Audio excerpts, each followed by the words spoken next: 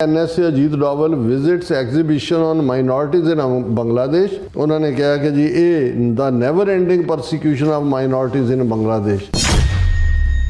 जे बांग्लादेश ने इस दे उत्ते कुछ ना किया फिर असी एक्शन दे लई मजबूर होवांगे। Bangladesh will fall apart if police and armed forces are undermined.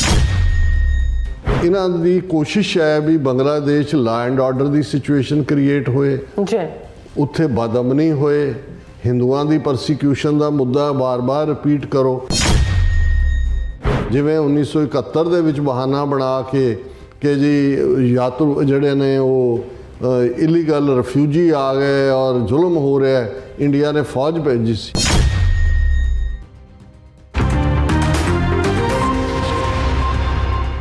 दर्शकों ब्रेक के बाद थोड़ा सभ का भरपूर स्वागत है। सो व्यूअर्स गलबात करन जा रहे हैं और व्यूअर्स यूं जापदा है कि शैतान दी टूटी अजीत डोवाल पंगाल विच मुहम्मद यूनस दी अंतरिम सरकार दा तख्ता उलटान लई गंदी खेड रहा है और बांग्लादेश विच घट गिनती हिंदुआं ते जुल्मां दी झूठी कहानी नूं बार-बार दोहराया जा रहा है और शेख हसीना नूं पूरी तरह उभार के बांग्लादेश विच उहदे समर्थकां राही हिंसा फैलाई जा रही है।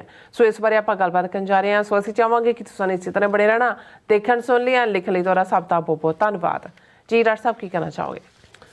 देखो इस वेले बांग्लादेश पूरी तरह आज़ादाना तौर दे उत्ते अपनी विदेश नीति भी तय कर रहा। हालांकि इंटरिम गवर्नमेंट है, इलैक्शनस करवाउण दे लई माहौल तैयार किया जा रहा है और जिन्हां स्टूडेंट्स ने खास तौर पर ढाका यूनिवर्सिटी और बाकी थावां दे 5 अगस्त 2024 नूं रेवोल्यूशन लिआंदा और शेख हसीना नूं 24 घंटे दे विच मुल्क छड्ड के दौड़ना पिया, उन्होंने अपनी पोलिटिकल पार्टी भी जिहड़ी है वो ऐलानी है। और जिवें उन्हां दा information and broadcasting ministry adviser सी स्टूडेंट, उन्हें अज अपना रिज़ाइन पेश किया। उन्हें कहा मैं हुण पोलिटिकल पार्टी ज्वाइन करनी है। सो ऑलरेडी ਜਿਹੜਾ ਇਲੈਕਸ਼ਨਾਂ ਵੱਲ ਕਦਮ ਵੱਧ ਰਹੇ ਨੇ, ਲੇਕਿਨ ਜਿਸ ਅੰਦਾਜ਼ ਦੇ ਵਿੱਚ ਭਾਰਤ ਨੇ ਸ਼ੇਖ ਹਸੀਨਾ ਨੂੰ ਸਰਕਾਰੀ ਮਹਿਮਾਨ ਬਣਾ ਕੇ ਹੀ ਨਹੀਂ, ਇੱਕ ਪ੍ਰੋਪੇਗੈਂਡਾ ਟੂਲ ਬਣਾ ਕੇ ਲਗਾਤਾਰਤਾ ਨਾਲ ਬੰਗਲਾਦੇਸ਼ ਦੇ ਖਿਲਾਫ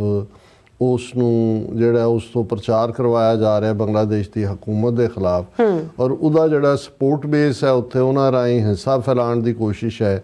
ਜਿਵੇਂ ਪਿਛਲੇ ਕੱਲ੍ਹ ਹੀ ਉਹਨਾਂ ਨੇ बांग्लादेश के एयरफोर्स बेस से भी अटैक करने की कोशिश की, कुछ हुलीगन्स राही गोली चली, एक अद्धा मर गया, बाकी दौड़ गए।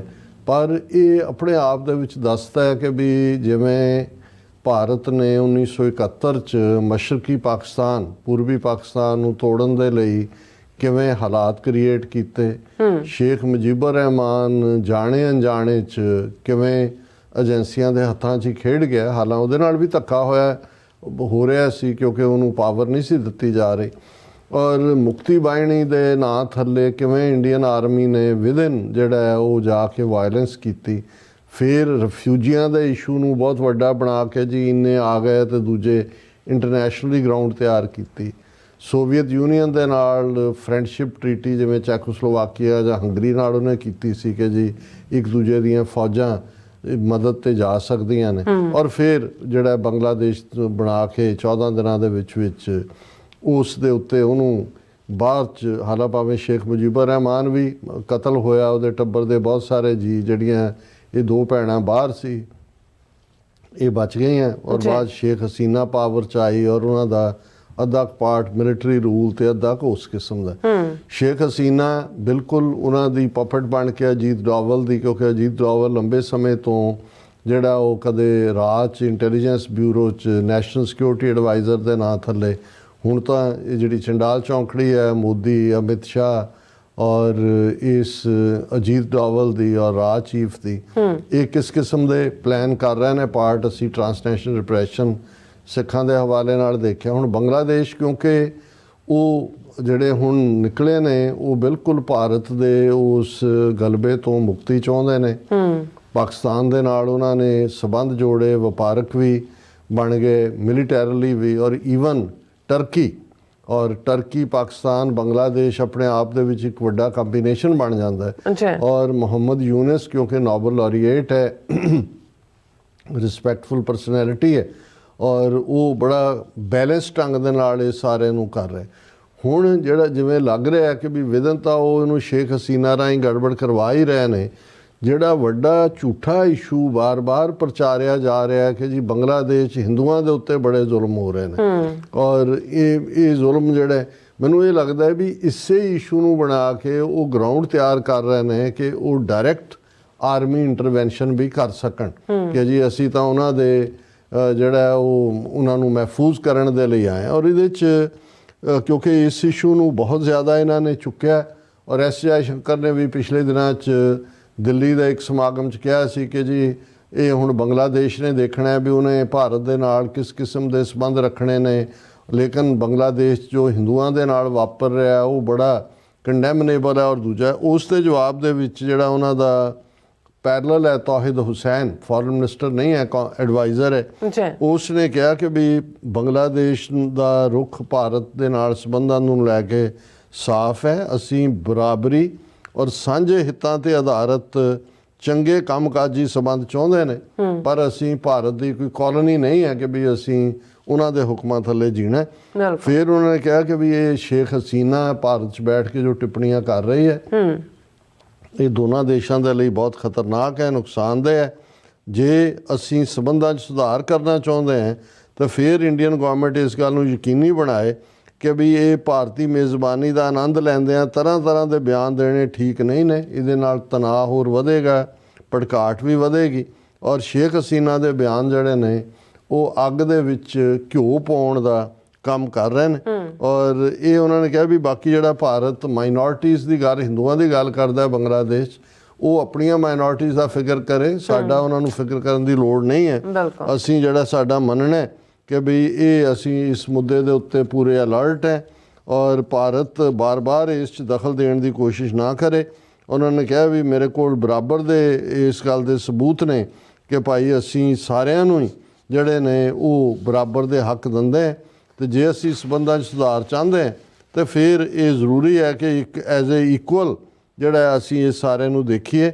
ਔਰ ਸ਼ੇਖ ਹਸੀਨਾ ਨੂੰ ਭਾਰਤ ਸਾਨੂੰ ਸੌਂਪੇ, ਉਹਦੇ ਖਿਲਾਫ ਜੈਨੋਸਾਈਡ ਦੇ ਇਲਜ਼ਾਮ ਨੇ ਔਰ ਇਸ ਦੇ ਉੱਤੇ ਅਸੀਂ ਉਹਨੂੰ ਉੱਤੇ ਟਰਾਇਲ ਕਰਨਾ ਚਾਹੁੰਦੇ ਹਾਂ। ਆਲਰੇਡੀ ਬੰਗਲਾਦੇਸ਼ ਸ਼ੇਖ ਹਸੀਨਾ ਦੇ ਖਿਲਾਫ ਮੁਕੱਦਮੇ ਦਰਜ ਨੇ ਔਰ ਅਸੀਂ ਭਾਰਤ ਨੂੰ ਕਹਿੰਦੇ ਹਾਂ ਕਿ ਸਾਨੂੰ ਭੇਜੇ, ਔਰ ਇਹ ਜੇ ਨਹੀਂ ਕਰਦੀ ਤੇ ਅਸੀਂ ਇਹ ਤਾਂ ਘੱਟੋ ਘੱਟ ਆਸ ਕਰ ਸਕਦੇ ਹਾਂ ਵੀ ਉਸ ਦੇ ਉੱਤੇ ਉਹ ਪਾਬੰਦੀਆਂ ਲਾਉਣ, ਉੱਥੇ ਬੈਠ ਕੇ ਬਿਆਨਬਾਜ਼ੀ ਔਰ ਸਿਆਸੀ ਐਕਟੀਵਿਟੀ ਨਾ ਕਰੇ ਜਿਹਦੇ ਨਾਲ ਲੋਕਾਂ ਦੀਆਂ ਭਾਵਨਾਵਾਂ ਭੜਕਣ।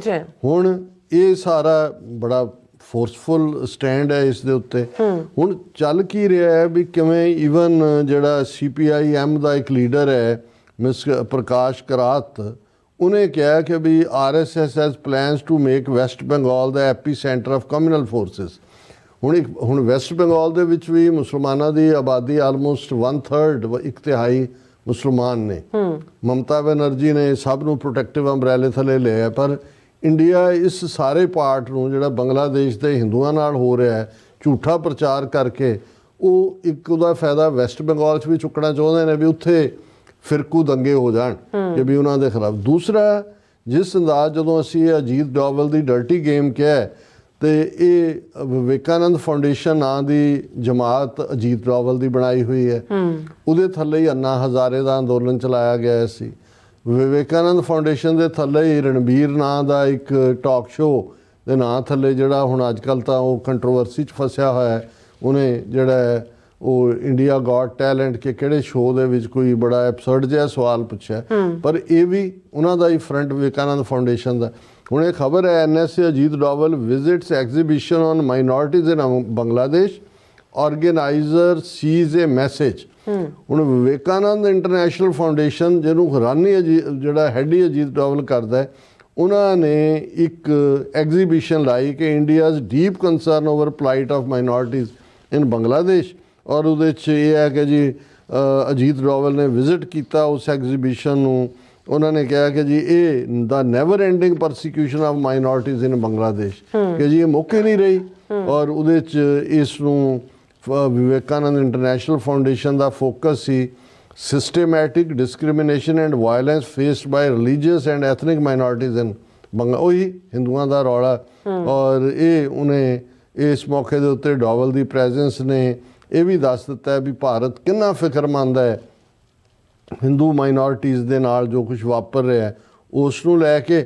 ਔਰ ਫਿਰ ਉਹੀ ਹੈ ਕਿ ਜੀ ਇਹਦੇ ਥੱਲੇ ਉਹਨਾਂ ਨੇ ਮੈਸੇਜ ਵੀ ਦਿੱਤਾ ਹੈ ਕਿ ਜੀ ਜੇ ਬੰਗਲਾਦੇਸ਼ ਨੇ ਇਸ ਦੇ ਉੱਤੇ ਕੁਝ ਨਾ ਕੀਤਾ ਫਿਰ ਅਸੀਂ ਐਕਸ਼ਨ ਦੇ ਲਈ ਮਜਬੂਰ ਹੋਵਾਂਗੇ। ਹੁਣ ਅੰਦਰ ਕੀ ਚੱਲ ਰਿਹਾ ਹੈ, ਬੰਗਲਾਦੇਸ਼ ਕਿਸ ਲੈਵਲ ਤੇ ਸਾਬੋਤਾਜ ਕਰ ਰਹੇ ਨੇ, ਉਹਨਾਂ ਦੇ ਬੰਗਲਾਦੇਸ਼ ਦੇ ਆਰਮੀ ਚੀਫ ਨੇ ਕਿਹਾ ਕਿ ਵੀ Bangladesh will fall apart if police and armed forces are ਅੰਡਰਮਾਈਨਡ।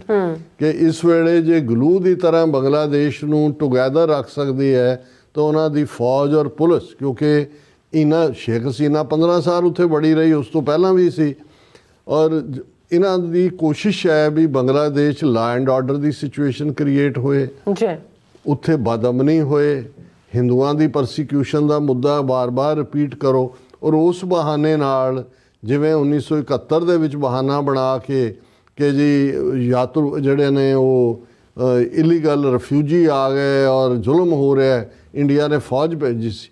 Bangladesh ਦੇ ਕੋਲ 10-12 ਡਿਵੀਜ਼ਨ ਫੌਜ ਦੇ ਨੇ, ਔਰ ਜੇ ਉਹਨੇ ਪਾਕਿਸਤਾਨ ਨਾਲ ਜਾਂ ਟਰਕੀ ਨਾਲ ਇਹਨਾਂ ਦਿਨਾਂ 'ਚ ਕੋਈ ਅਲਾਇੰਸ ਕਰ ਲਿਆ ਫਿਰ ਇਹਨਾਂ ਦੇ ਲਈ ਔਖਾ ਹੋਏਗਾ।